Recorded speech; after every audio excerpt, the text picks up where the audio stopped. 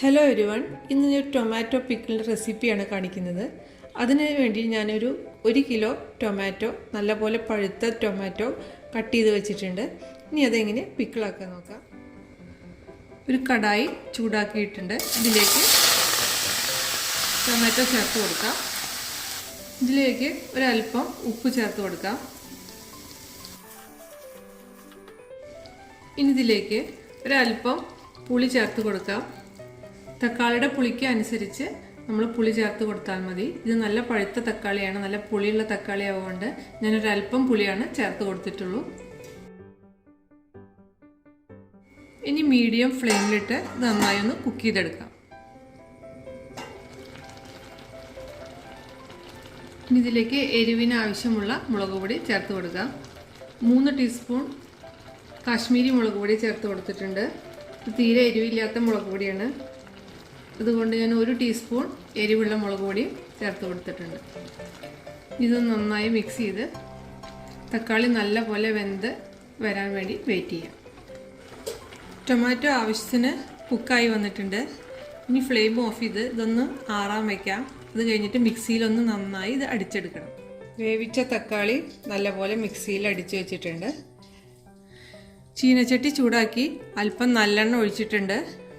ഇനി തക്കാളി അടിച്ചത് ഇതിലേക്ക് ഒഴിച്ച് നല്ലപോലെ ഇളക്കി വറ്റിച്ചെടുക്കണം.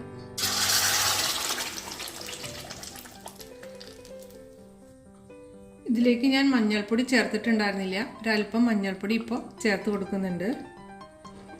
ഇനിയിപ്പോൾ ഈ അടിച്ചു വെച്ച തക്കാളിയുടെ പേസ്റ്റ് നല്ലപോലെ വറ്റിച്ചെടുക്കണം. ഇപ്പോൾ തക്കാളി അരച്ചതിൽ വെള്ളമൊക്കെ വറ്റി വന്നിട്ടുണ്ട്. ഇനി ഉപ്പ് നോക്കിയിട്ട് ഒരല്പം കൂടി ഉപ്പ് ചേർത്ത് കൊടുക്കണം. ഇനി ടേസ്റ്റ് ഒന്ന് ബാലൻസ് ചെയ്യാൻ വേണ്ടിയിട്ട് ഒരല്പം ശർക്കര ചേർത്ത് കൊടുത്തിട്ടുണ്ട്. ഇത് നന്നായി ഒന്ന് മിക്സ് ചെയ്ത് കൊടുക്കാം.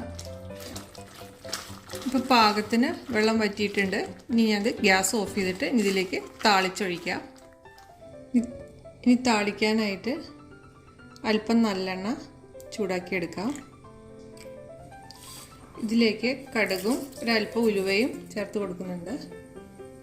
ഇനി ഇതിലേക്ക് ഒരു 4-5 ഉണക്കമുളക് ചേർത്ത് കൊടുക്കാം. ഇനി ഒരു 8-10 അല്ലി വെളുത്തുള്ളി അരിഞ്ഞത് ചേർത്ത് കൊടുക്കുന്നുണ്ട്. പാകത്തിന് കറിവേപ്പില, ഇനി ഒരല്പം കായത്തിൻ്റെ പൊടി ചേർത്ത് കൊടുക്കാം. ഇനി ഒരു 1/4 ടീസ്പൂൺ ഉലുവ വറുത്ത് പൊടിച്ചത് ചേർത്ത് കൊടുക്കാം. ഇനി നന്നായി മൊരിഞ്ഞു വന്നിട്ടുണ്ട്. ഇനി ഗ്യാസ് ഓഫ് ചെയ്ത്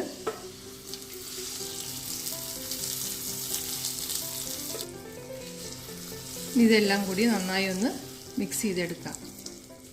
ഇപ്പോൾ തക്കാളി പിക്കിൾ ഇവിടെ റെഡി ആയിട്ടുണ്ട്. ഇനി ഇത് ചൂടാറിയ ശേഷം നല്ലൊരു ഗ്ലാസിൻ്റെ കണ്ടെയ്നറിലാക്കി അടച്ച് ഫ്രിഡ്ജിൽ സൂക്ഷിച്ചാൽ ഒരുപാട് ദിവസം കേടുകൂടാതെ ഇരിക്കും. പിന്നെ ഇഡ്ഡലിക്കും ദോശയുടെ കൂടെയും ചോറിൻ്റെ കൂടെയൊക്കെ നമുക്കിത് കഴിക്കാവുന്നതാണ്. നല്ല ടേസ്റ്റാണിത്. അപ്പോൾ എല്ലാവരും ഒന്ന് ട്രൈ ചെയ്ത് നോക്കൂ.